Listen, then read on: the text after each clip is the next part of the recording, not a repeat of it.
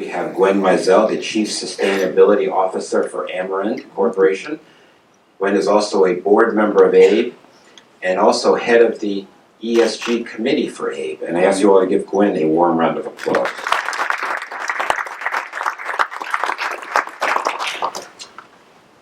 Next to Gwen is Tawan Brown, the Vice President of Energy's Diversity and Workforce Strategies Organization. And she has her hands full in promoting inclusion and diversity. And she asks you to give her a warm round of applause. Next to her is Heather Quinley. Heather is the Managing Director of ESG and Sustainability at Duke Energy. And if anybody's been watching the news, Duke Energy is very busy right now. And she has her hands full also in the world of ESG. I ask you to give Heather a warm round of applause. And last but by no means least is Andrew Mayock, who is the Chief Sustainability Officer for the Federal Government of the United States of America. And I can't think of a more difficult and controversial job than that one. And we welcome you, Andrew. Let's give Andrew a warm round of applause. So I'm going to start with Gwen. Gwen, you're not new to this world of ESG. I'm going to ask each panelist to tell a little bit about the responsibilities they have and why ESG is important to them. And I'll start with you, Gwen. Sure. Let me make sure that my mic is on. Can you hear me? Yeah. Yes. We can now. All right. Well, good morning, everybody, and thanks, Rick, for pulling me onto the panel 10 minutes ago. Appreciate you. I'm sorry. It was at least 20. Okay, all right. I'll give you that. So, Gwen Mizell, Chief Sustainability, Diversity, and Philanthropy Officer for Ameren, and I'll tell you, where we are in this energy space is just so exciting. For Ameren, I lead development of the strategy, execution of the strategy around sustainability, diversity, and philanthropy, all to ensure that we meet our corporate goals, align with corporate strategy, that we integrate sustainability into all aspects of our business, into our risk management framework, into our investment decisions, such that as we're having conversations with investors, as we're having conversations with communities, as we're having conversations with all of those key stakeholders, we have pre-thought out our message. And so, there's so many tentacles to executing on this clean energy transition. It is not just about how we're going to shut down our coal plants, of which we have, more than 60% of our generation portfolio is coal. It's not just about that anymore. It's not just about us, writing the checks to nonprofits and showing up at the galas. There's much more intentionality in order for us to drive real impact. And all the federal dollars that are floating around now, whose job is it to make sure that we flesh that out and make sure those dollars get connected to where they want to go? That's the role of the Chief Sustainability, Diversity, and Philanthropy Officer. That's my life. And so I'm happy to be here today. Thank you, Gwen. Wow.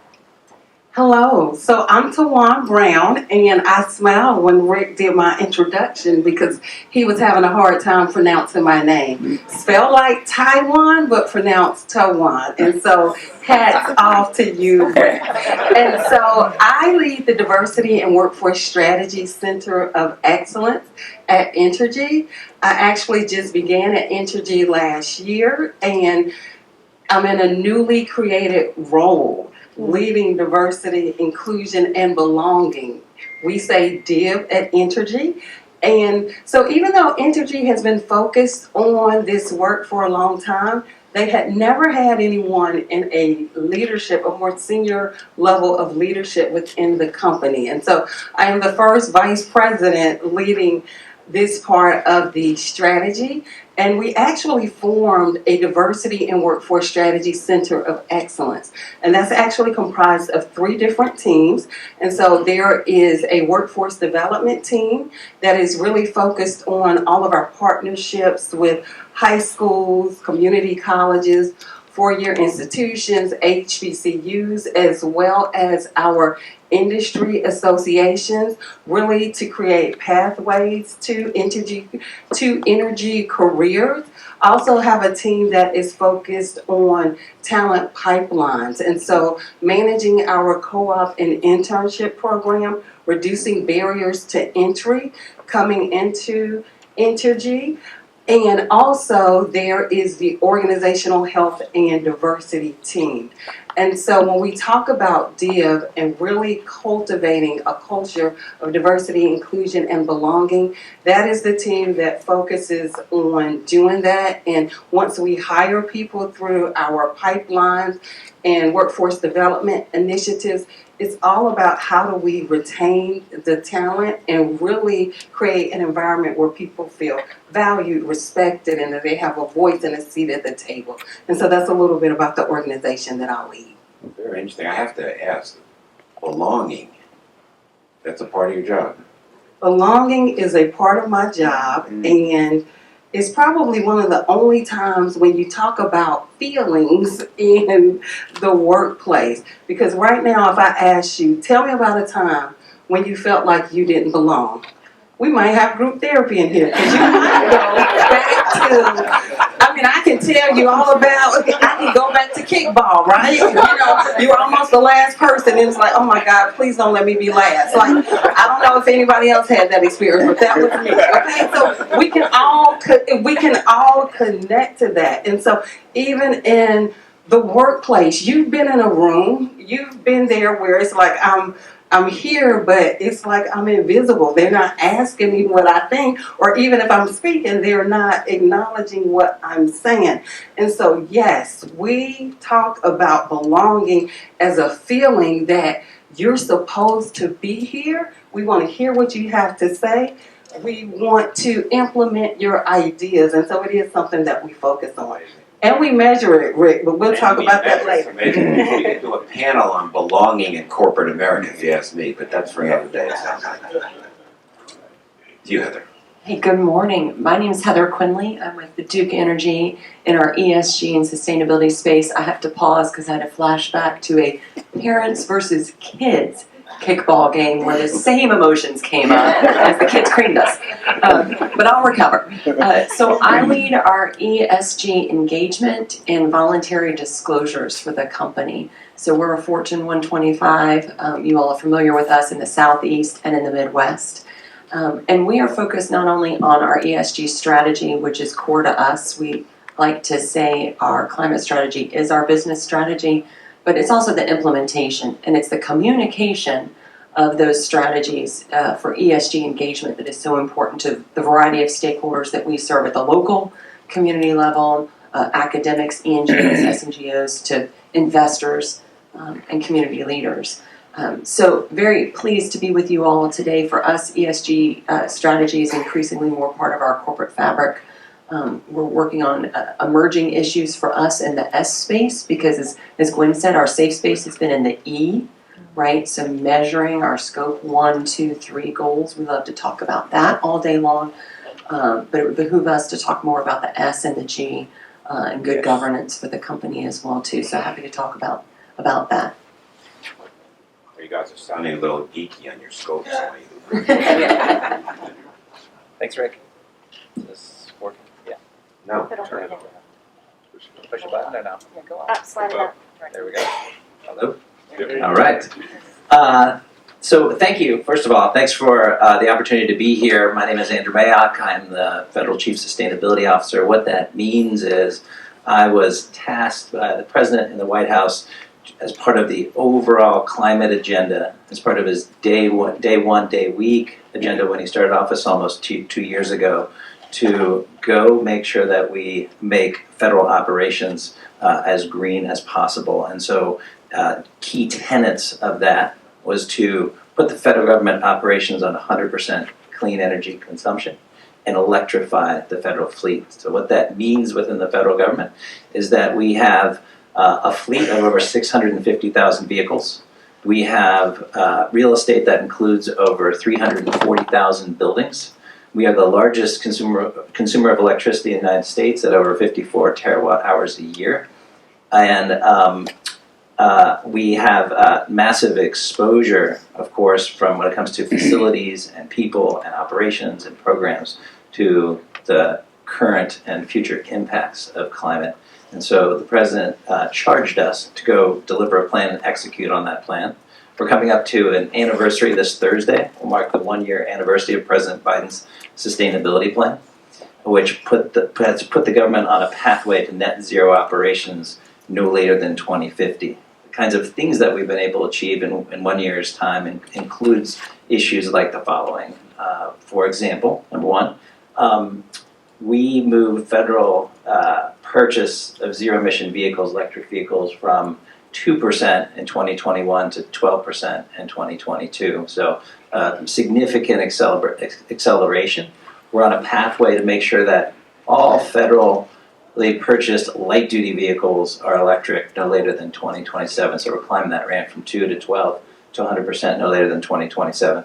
We announced a couple weeks ago that we would require all of our major suppliers in the federal government. The federal government buys over $650 billion worth of goods and services every year, the nation's largest consumer, that they would be required to share their annual GHG emissions, disclose the risks that they have to climate, and to set science-based targets so companies are on a pathway to meet the Paris Agreement. It's another example of policy in the federal government. And another thing that we announced in the last couple weeks with Arkansas Entergy was the first 100% carbon-free, 24/7 carbon-free electricity tariff that will, as it comes into being over the next year or so, be the first tariff that supplies federal agencies in Arkansas with that 100% carbon-free electricity that we're seeking. So that is the overall role. That is some examples of what we're doing on a day-to-day basis, and I'm excited to be here to talk more about it. Wow, so you just said something that really rang my bell. Did you just say that there's a plan for federal government suppliers to have some standards of sustainability in terms of their ability to do business with the federal government? Yes. In short. Does that include buying electric? Which was make sure that they're disclosing greenhouse gas emissions, disclosing climate risk, and setting science-based targets for their companies. So that depends on their pathway and where they are as a company. We aren't at a place where we've required that of our supply chain.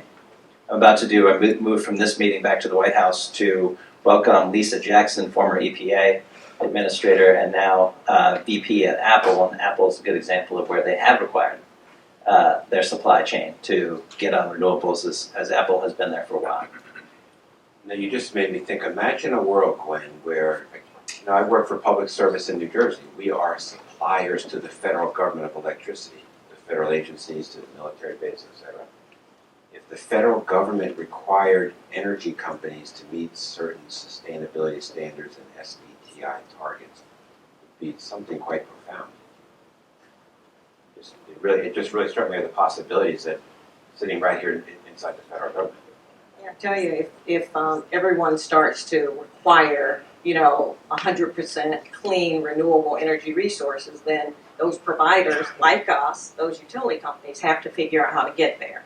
And so, as you might imagine, we're a Midwest utility. As I said, more than 60% of our generation comes from coal. And we have a plan right now to get to net zero by 2045. And much of that is predicated on retiring those coal plants, bringing on larger amounts of wind and solar, upping our game in energy efficiency. But there's a whole effort that is based on, we can only get to probably about 85% of the way there. And so in order to get the rest of the way there, there's major innovation that has to happen, whether it be hydrogen, carbon capture. And so it's our job to figure out how we move the needle on some of that investment, but we can't do it alone. I mean, someone like Andrew, federal government, is required for a lot of that type of innovation because it's so high dollar. And so we're involved in a number of initiatives, industry initiatives like the Low Carbon Resource Initiative and other initiatives with EPRI and with EEI to move the needle on that. But as our customers demand that clean energy, we have to be on the forefront of figuring out how we get there beyond what we control, which is like the retirement of plants and bringing on renewable resources. Wow, so there's so many ways to go with this. So first off, the importance of ESG, environment, social, and governance, I've equated it with sustainability. But Heather, it's actually not exactly the same. I think I'll go back to Gwen to talk about why we equate the two, but talk about for people what that means inside of Duke Corporation. What elements you have to pay attention to in order to meet the requirements of ESG. So much rich detail for us for our ESG strategy. I think you said we could geek out. We certainly could. Let's stay real high level at first. So environmental, social, governance for Geek us. out, go ahead, do it. Okay. So I'll start with the E piece for us. Sustainability was our corporate social responsibility journey of 15 years. We stand on the shoulders of greatness of a legacy for 15 years of teams that put out social responsibility reports, sustainability reports. We flipped that switch in 2022 to the ESG strategy, as Rick was talking about. And for us, it's looking through those lenses. It's not only defining our strategy in terms of managing risk on behalf of the company, it's creating value for our stakeholders and community. Right? And it's the marriage of those two, and it's the balance of clean and affordable and reliable goals is where ESG sits. So to walk us back a few years ago in the environmental space, we had set Scope 1 goals for 2050 for a net zero target. We continue to build on that year over year. We publish a biannual climate report with more detail than I will go into today, but to save you 70 pages of light reading of it, to save you 70 pages of our ESG report. In April, what we published was we built out the Scope 1 goal, and we added Scope 2 and 3. So I call it the enchilada. Tell them a little bit about the scopes, in case Yeah, so for those you all know is for energy policy, so Scope 1 is what we generate. That is our biggest portion of our enchilada. Scope 2 is energy that we procure for our assets or our offices that are not in our jurisdictions. That's our smallest piece. And Scope 3 is up and down the supply chain. For us, we have wrapped up 95% of our emissions are embedded in that goal for net zero by 2050. And those are procurement of fuels, purchase power, sales, end-use customer consumption. Those are the big buckets for us in those Scope 1, 2, and 3 goals. You're hearing a lot about that in the E-space. And so additionally in 2022, we decided we need to be prescriptive on targets. So we added interim targets. We had been prescriptive of at least a 50% reduction by 2030 on the way to a path for net zero by 2050. And now we built in 2035 goals for our Scope 2 and 3 of a 50% reduction. We've never stated that before. And a new interim goal for 2040 of an 80% reduction on Scope 1. So like Gwen, we are also mindful of the need to transition from coal. I'd love to talk about the social elements around environmental justice, just transition when we get there. But the stated goal is to be out of coal pending regulatory approval by 2035. We'll be 95% there by 2030. We additionally added a goal around renewables. So we're over 10,000 megawatts of renewable generation, 10.5 last year, on our pathway to 30,000 megawatts. So stating those goals helps create transparency for the variety of stakeholders that we interact with that I talked about at the top. In the S space, environmental justice, just transition, thinking through energy equity and affordability issues is top of mind for us. In my team, we marry with the philanthropy group, so we also have a chief sustainability and philanthropy officer. And so building out principles and being stated and intentional about what we stand for and our values and communities as we listen, learn, adjust. So to talk more about stakeholder engagement, we're also in a group in stakeholder engagement. So our public affairs team, our very intentional group that listens to the feedback from the community around our stated infrastructure projects and our major projects, responds to that and adjusts to it. And that was a very intentional internal strategy of a few years ago that we continue to build out on. And then for us to round out ESG strategy, governance, ethics at the heart of the company, board diversity, board refreshment, sharing the metrics around our hiring classes around diversity, over a third of our fresh hiring recruits being people of color, women, stating those goals, tracking them, sharing our EEO1 data in our ESG report, again, is how we tell the story of the path that we're on in the ESG strategy. I'll pause there. Very interesting. So we turned to Tawan about that. So you just heard talking about board governance and transparency on certain data. How does that affect your job at Entergy?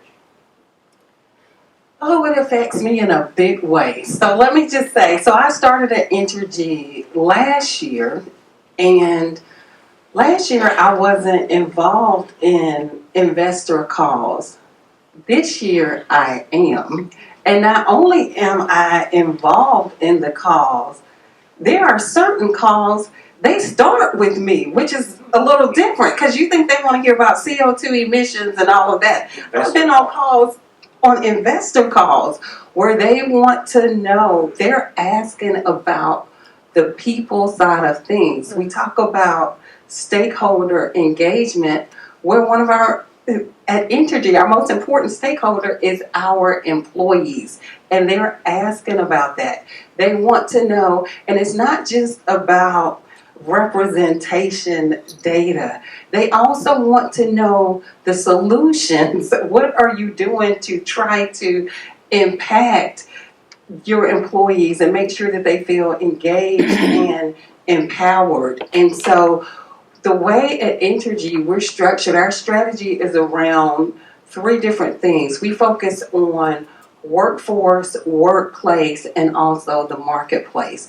And so from a workforce perspective, it is all about our ability to attract, grow, and retain a diverse population of people. And so some of the data that we are looking at from that perspective is absolutely related to representation. At Entergy, we actually have an aspirational goal to reflect the rich diversity of the communities in which we serve. And so we have actually mapped to census availability in our service territories and have goals that align with that. But so workforce is one aspect of it, but it is also the actual workplace. And so when I talked about creating that culture of diversity, inclusion, and belonging, they want to know all about what types of initiatives are you working on, and beyond just unconscious bias, okay? Like they're asking, I mean, they start with that question, but they want to know beyond that, what types of things are you doing? How are you measuring it? And they're asking, are you tying compensation to it? And at Entergy, the answer is yes. We actually have 10% of our short-term incentive measures that is tied to our diversity, inclusion, and belonging metrics. And that is something that we do report out to the board on a quarterly basis. And so it's Diversity, investors, and the board, all in the Yes. same conversation. So did you just say that ESG has made your function more important to the corporation? That is exactly what I said, Rick. Yeah, I was listening. When?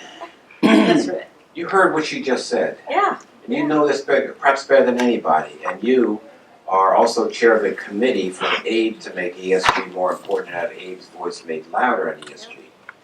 So talk about this importance of ESG to corporations now. The idea that the diversity person is important to investors and the board is like, what to me? I mean, let alone belonging in corporate America. I can't let that one go. But the world is changing, is that what that means? Absolutely, and it might seem a little foreign in Hollywood, Florida.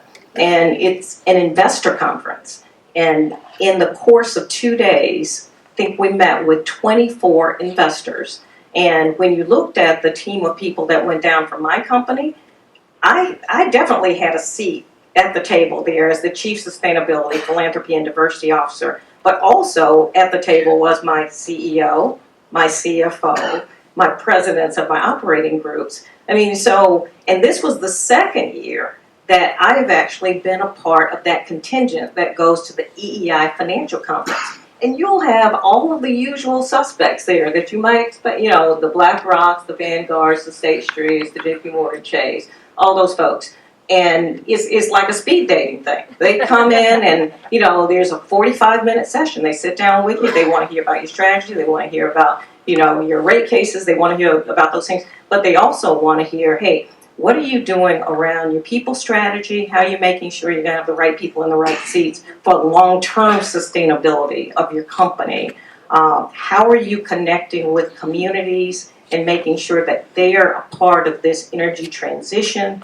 How are you making sure as you exit communities, we heard environmental justice, that just transitions, how are you making sure that those communities aren't left worse off when you pull out of those communities because their job impacts, their tax impacts, tax-based implications. So there's all of these things that group of stakeholders want to know about that historically was not a part of the dialogue. And the messaging of that might have been carried by the CEO before, but now that messaging falls on those of us who sit on panels like this, the chief sustainability officers, diversity officers, philanthropy officers.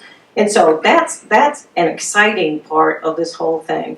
And so when we think about, Rick, you talk about ESG, so we kind of broaden that lens to be, we really kind of conflate sustainability and ESG because we look at 4 pillars.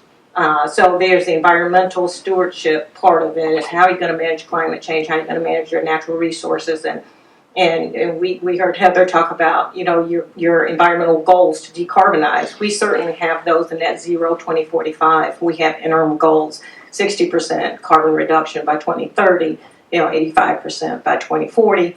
And we set those around scope 1, scope 2. We're working on the scope 3 commitments, which are much more difficult to characterize because they're upstream and downstream and we don't control those. But that's kind of that environmental piece of it, and we make sure that we issue a climate risk report that talks about how we will manage those climate risks, because we know that climate risks disproportionately impact communities of color. I mean, it's like, when you talk about one of the best hedges against like natural disasters is being wealthy. So if you think about that, you start off, if you start off in a deficit, if you're in housing that's not the most structurally sound, if you don't have insurances. I read an article that talked about how majority communities actually gain wealth after natural disasters because they do have that house that had that was fully insured, that goes back, and when they get that insurance money, then they rebuild to a better standard. Property values actually go up for those populations, but it's just the opposite for disadvantaged communities. So that environmental aspect has much more impact on disadvantaged communities than we might have naturally thought about. And so that's why an organization like ABE, being a part of this conversation around ESG and energy and carbon and decarbonization, it's all connected. And then, the second kind of pillar of our sustainability strategy is around the social impact. And as Tawan talked about, it's about the internal, bringing in the right talent, bringing in, growing, developing, retaining that right talent inside Ameren. So that's a big piece of it, but you have to have a culture that's welcoming, where belonging is important, where acceptance is important, where people feel like they have opportunities, they see themselves reflected in leadership. But then it also expands out to our communities. I mean, we're a utility company, so, our revenue streams are driven by selling more electricity. That means we want more businesses, we want more customers. It means we're trying to grow strength and heft in our communities. So what is it that we can do that goes beyond kind of that usual work that we've done? And that's where some of the intentionality around building knowledge in our communities about the implication of some of these dollars that are just huge and are flowing from the federal government right now. But I think the magic sauce is somebody has to really make sense out of that. I mean, we hear about all the dollars, we hear about all the programs, but I'll tell you, I don't think there's a lot that's really been done to build the pathway, to build the map from those dollars to really making them land where they're supposed to land. So we've been really intentional, and I have a couple of my team members here. Connie Taylor leads our Equity Solutions Group, and our head of Diversity, Equity, and Inclusion is Crystal Smith, and they're both here, and I'm happy to have them here. But I'll tell you, Connie's been leading this effort to build this outreach that we do to our communities, that where we are building relationships and trust with our communities in a time before we need it, before we're trying to get to them because we got a rate case.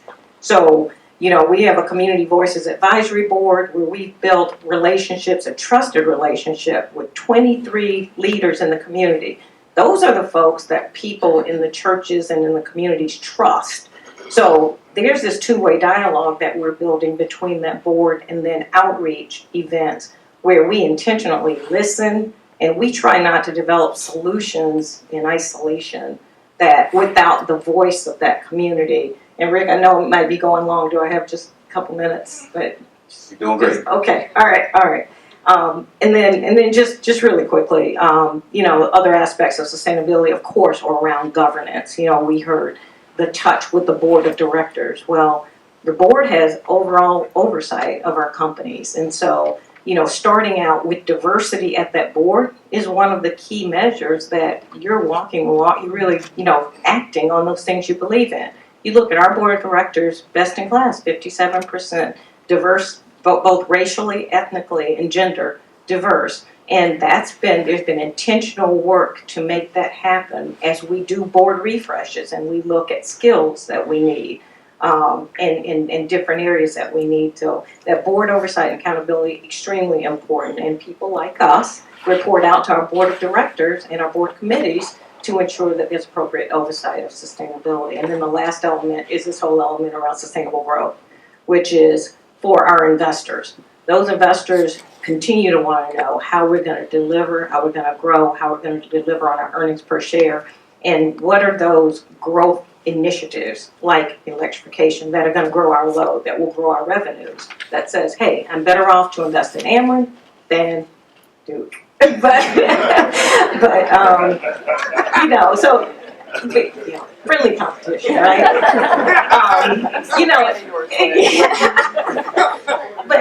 And so that's, all of that. There's so much wrapped up in sustainability. I don't want to hog the panel, but it's an exciting area. It's an exciting opportunity for all of us to be a part of this transition and to execute it and not just let things happen on our watch. This is on our watch.